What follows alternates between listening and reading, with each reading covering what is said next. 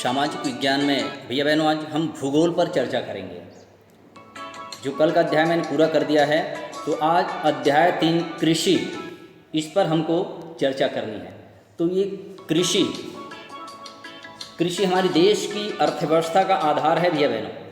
तो आइए हम आज अध्याय 3 कृषि यहाँ से नए पाठ की आज शुरुआत करते हैं।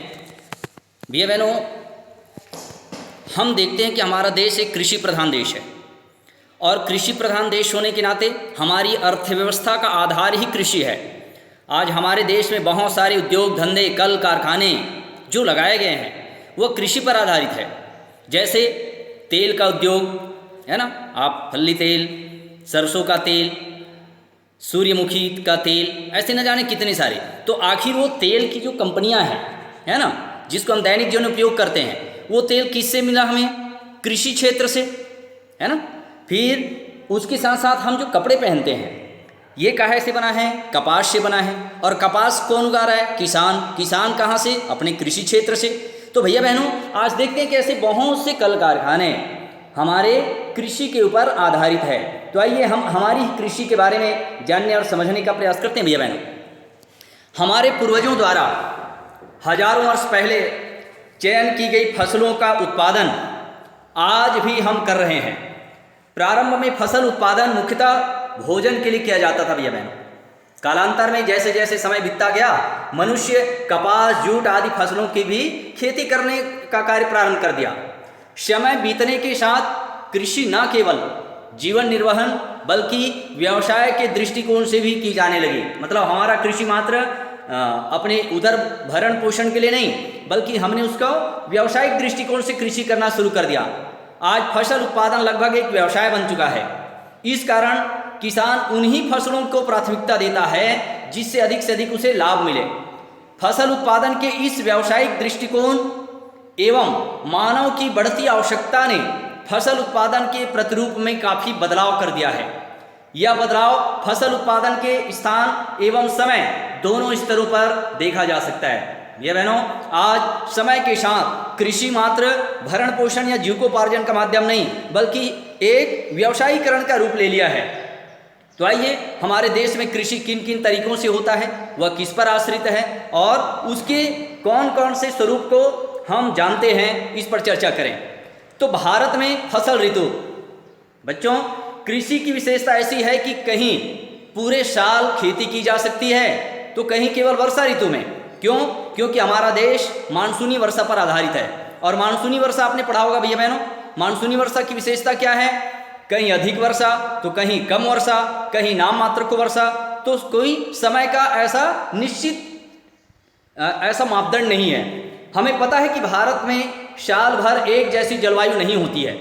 इस कारण यहाँ साल भर एक जैसी फसलें भी नहीं उगाई जाती हैं। इसके उदाहरण भारत के विभिन्न भागों में उपलब्ध है। जैसे छत्तीसगढ़ की बात करें, जिस राज्य में हम रहते हैं, सिंचित क्षेत्रों में बारिश में धान, ठंड में गेहूं या सब्जियां तथा गर्मी के मौसम में सब्जियों की खेती की जाती है। वर्ष के विभिन्न मौसम में फसल की किस्में हम देखते हैं तो बदल बदल कर बोई जाती है। भारत में वर्ष के फसलों के उत्पादन की दृष्टि से 3 ऋतुओं में बांटा गया है, विभाजित किया गया है। तो इन 3 ऋतुओं में भारत में उगाए जाने वाले फसलों में भिन्नता है, उसमें विविधता है। इस कारण 3 ऋतुओं में अलग अलग प्रकार की फसलों का उत्पादन हमारे देश में किया जाता है। भैया बहनों, पृष्ठ पलटिएगा और हम देखते हैं हमारे देश में कैसे कैसे कृषि कौन कौन सी ऋतुओं में किया जाता है। तो सबसे पहले हम चर्चा करते हैं खरीफ।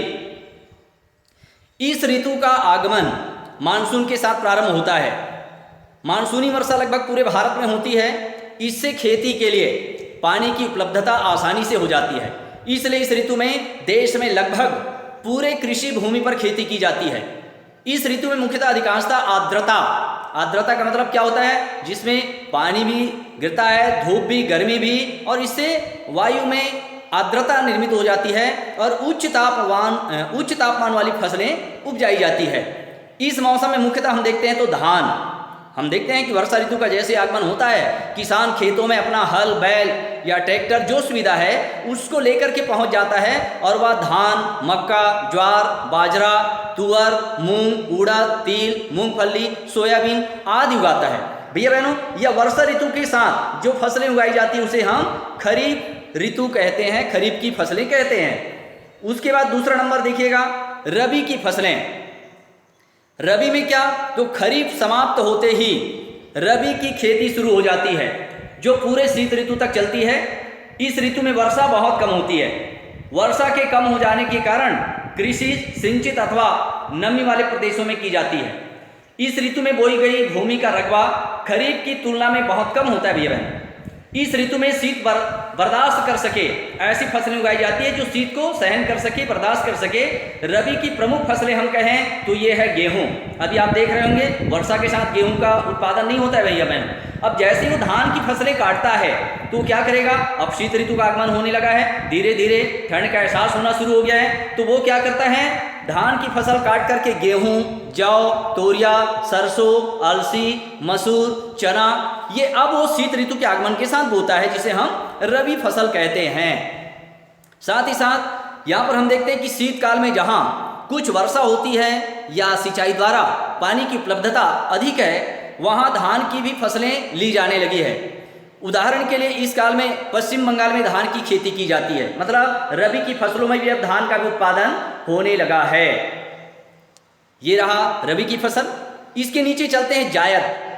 शीत ऋतु के बाद इस ऋतु का आगमन होता है, इसे गर्मा कृषि भी कहते हैं। इस मौसम में वर्षा नहीं होती है। जब ग्रीष्म ऋतु का आगमन होता है तो गर्मी अधिक पड़ती है, इसलिए इस समय केवल उन्हीं भागों में खेती की जाती है जहां सिंचाई की पर्याप्त सुविधाएं उपलब्ध है, जैसे जहां बोर, ट्यूबवेल, नहर, तालाब या जो भी सिंचाई की सुविधा है वहां पर ही ऐसी फसलें उगाई जाती है। इस मौसम में बोया गया क्षेत्र और भी संकुचित होता है। इसका मतलब क्या होता है, कम होता है। आमतौर पर इस मौसम में नदियों के किनारे, झील के निकट, निम्न मैदानों के सिंचाई सुविधा युक्त भागों तक ही फसल का क्षेत्र सीमित हो जाता है। अधिकांश भूमि पड़ती पड़ी रहती है, मतलब खाली पड़ी रहती है। यह मौसम ग्रीष्मकाल की फसलों का है, इसमें उच्च तापमान सहन करने वाली फसलें ही उगाई जाती है। इस मौसम की प्रमुख फसलें जैसे खीरा, आप देखते होंगे वैसे तो आजकल 12 महीने खीरा देखने को मिलता है, मगर ये मुख्यतः जायद फसलें हैं जो अत्यधिक गर्मी को सहन कर सकते हैं। क्यों? क्योंकि इसमें स्वयं में अपने में पानी की मात्रा अधिक होती है। वैसे ही ककड़ी, तरबूज, सब्जियां, ये क्या होता है, तो ये गर्मी को बर्दाश्त कर सकते हैं। क्यों? क्योंकि इसमें स्वयं पानी की मात्रा अधिक होने के कारण गर्मी को बर्दाश्त करने की, सहन करने की इसमें क्षमता होती है। और इस मौसम में सिंचाई आधारित धान की भी खेती की जाती है जो छत्तीसगढ़ के मैदानी भागों में देखने को मिलता है। भैया बहनों, तो ये है जायद। जायद की फसल गर्मी के दिनों में उगाई जाती है। ये ऐसी फसलें हैं जो खास करके गर्मी के दिनों में तेज धूप को भी बर्दाश्त कर सके और साथ ही उसमें स्वयं की अपनी पानी की मात्रा होने के कारण गर्मी से इससे ज़्यादा प्रभावित नहीं होता। इसे हम जायद की फसल कहते हैं।